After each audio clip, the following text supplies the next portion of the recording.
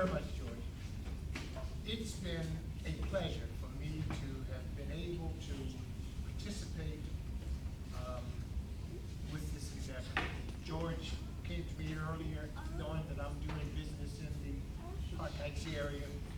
He asked would I be willing to sponsor. I immediately volunteered. I didn't think he was going to be able to pull this off because it was an overall challenge, but thank God that he did.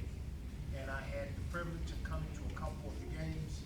I've been to a few of the activities, and I thank him for participating and doing as much as he did, but I'm asked George, it's all left up to you, because you came out and did participate with kids to make this a successful win. So thank you to the parents, Councilwoman, George, and all of you in this Park Heights area for being able to put this together. And more so than anything else, I'm obliged to participate, and I'll be right back here next year when you do this again as a sponsor again. And hopefully I can do it. We're moving on. Coach Will, in that. Give Coach Will a round of applause.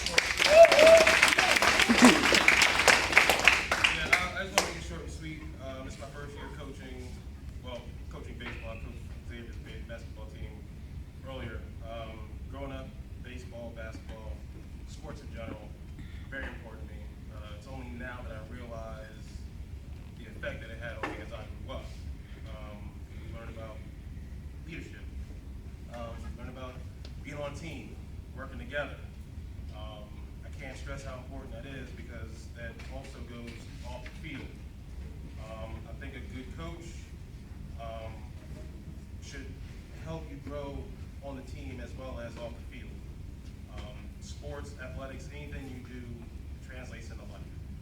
So, as I've said to you guys before, luck is where opportunity and preparation meet. So prepare yourselves. Life is going to throw a lot of things at you. I saw everybody on this team grow.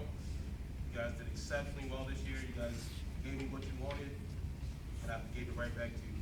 I can't be prouder, but just continue to push hard. There's going to be hurdles and obstacles, but you guys got all of you guys got through the obstacles this year. You guys might not never played baseball, never threw a ball, never hit a ball.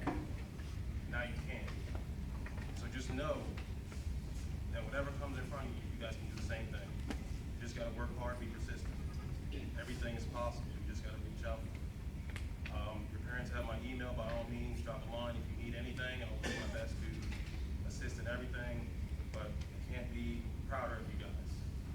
Keep playing sports, even if it's not baseball. Play as long as you can. It's only going to help you in life off the field.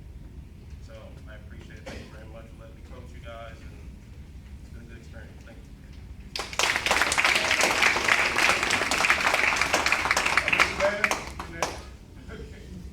Mr. Bagg is also one of our sponsors. He's the owner of Smart Steps.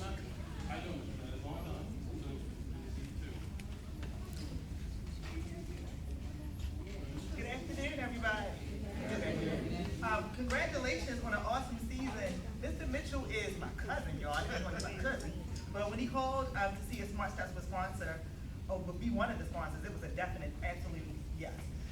Everything that we can do in this community to support you, we will continue to do. Having people like this, and your coaches, and everybody else that's worked really hard to make sure that you guys have an awesome experience. We love to be a part of that. So kudos to each and every one of you.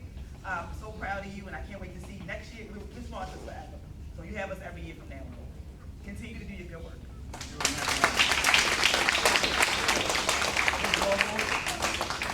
All right, give a round of applause. First, I would say thank you. Without him, I wouldn't have met none of y'all. You know what I'm saying? We had brothers in the same neighborhood and still ain't know none of y'all.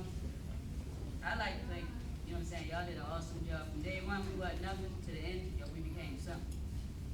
Everybody, we all formed our own little bonds. We talk on the radio on different little bonds or whatever.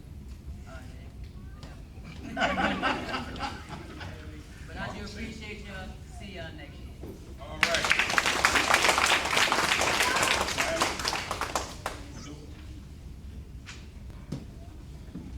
And one of our sponsors, Key team development. Absolutely.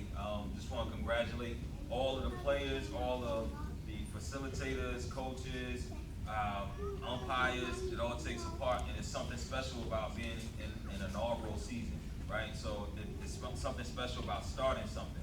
So I want all of you guys, especially the players, right? I know that it's a different sport than we used to a lot of times. We used to be playing basketball and football. I know a lot of young people that I talk to say, "No, I don't play baseball, I don't play baseball." And a lot of you guys didn't play baseball when you started. But it's something special about starting something new. You guys started something new, and just, you know, to take one thing away from here for you guys that's tangible, what's really cool about baseball in comparison to other sports is something called a guaranteed contract. In baseball, you actually have a guaranteed contract when you play professional sports, right? The other cool thing is that in most sports, like in basketball, it's only 12 players on the team. In baseball, there's up to like 60 players on the team. So you have 4 times the chance of playing, not just in the major leagues, but in minor leagues, triple A's, and things like this. There's more room to participate. So once again, congratulations on the inaugural season. Go home, go back to your schools, and bring 2 friends back with you, girls and guys. Peace. Have a great rest of your summer.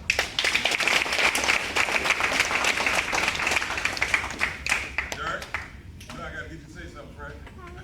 Give him a round of applause. Go to Derek. First of all, I want to say thank you. Thank you for allowing me the opportunity to participate with you guys this year. I came here as a member of Hubert V. Simmons Museum of Negro League Baseball. That in itself brings about a cultural connection, a cultural consciousness. African Americans have been playing baseball, organized baseball since 1920. So it's only a few years from now we would have been playing baseball for 100 years. And so there's no reason there shouldn't be baseball within our community. The thing about baseball has turned into a country club sport. I say that because without the donation of all the equipment that we had to pick up for y'all to participate, a lot of y'all wouldn't have been able to play. Because you wouldn't have had the cleats, you wouldn't have had the bat, you wouldn't have had the glove, you wouldn't have had the baseball. That's a lot of reasons why there's only 6% of African Americans playing baseball in Major League Baseball. 6%. That's the same percentage it was in the 70s. So nothing has changed, really.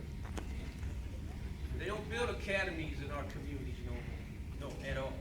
They've started to. Major League Baseball builds academies in Venezuela, Puerto Rico, Dominican Republic, Virgin Islands, Costa Rica. Every major league team, there's 30 major league teams, each one of them has academies in those countries. Like where Hispanics take half a day to play baseball, half a day to learn how to play English.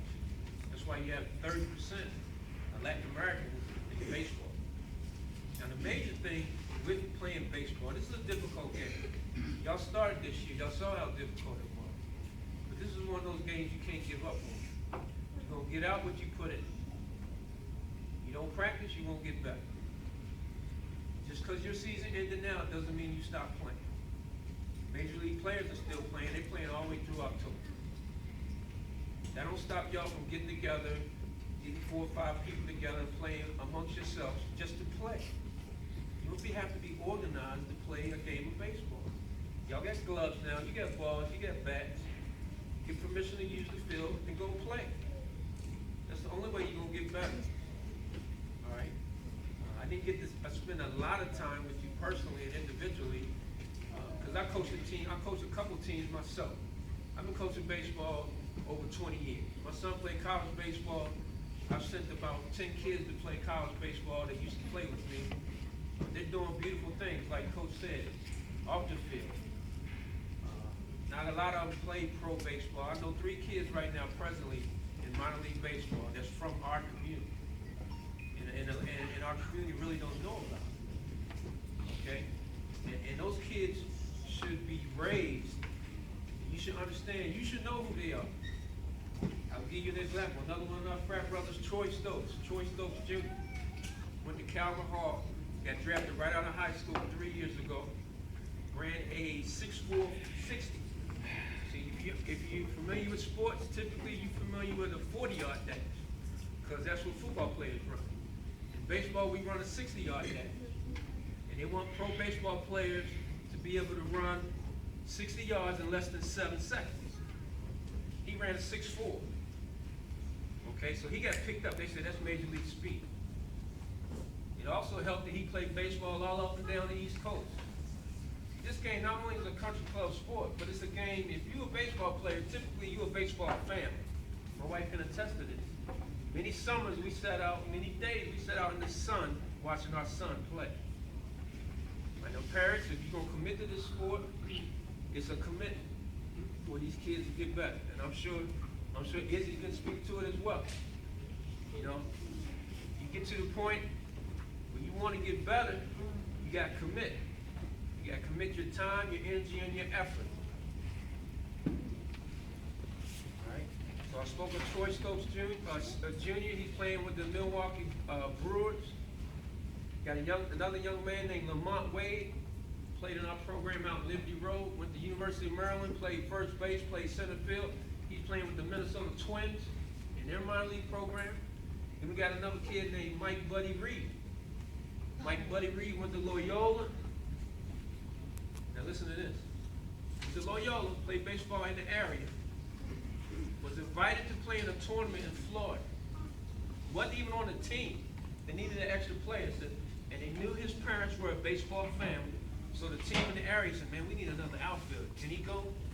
Sure, let's go. We can go. He went down to Florida, played in a 3-day tournament. University of Florida coach saw him and gave him a scholarship. Okay? But he, like Coach said, he prepared. Opportunity knocked on his door. He was prepared. He walked through the door. He stepped up. He did what he had to do. He didn't wait on somebody to knock on his door to tell him, man, can you play? He was always working.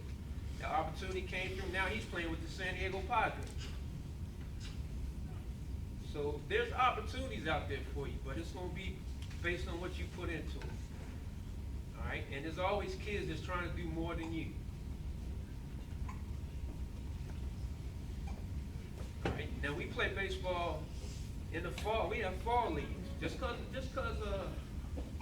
the summer season starts don't mean you stop playing in the fall. It's the best time of the year to play. The weather's beautiful in the fall. Major League Baseball don't start till October. Right? So if you can get together, you don't have to have an organized league, but what we used to do in the fall, maybe had the kids come out just once a week, just to play catch, just to swing the bat, just to kind of keep their skills sharp for the next season. Right? That kind of keeps you interested in the game itself. Right? But I'm just glad to see that each and every one of y'all came out. You became a part of something different. You became a part of something new. You became a part of something historic. You can always say 20, 30 years from now, I was on the first team that ever started this league. And 20 or 30 years from now, I would like to see y'all come back to this banquet, no matter what you are doing, to help support some young man or some young woman, just like we help support y'all. So with all that being said, I say thank you.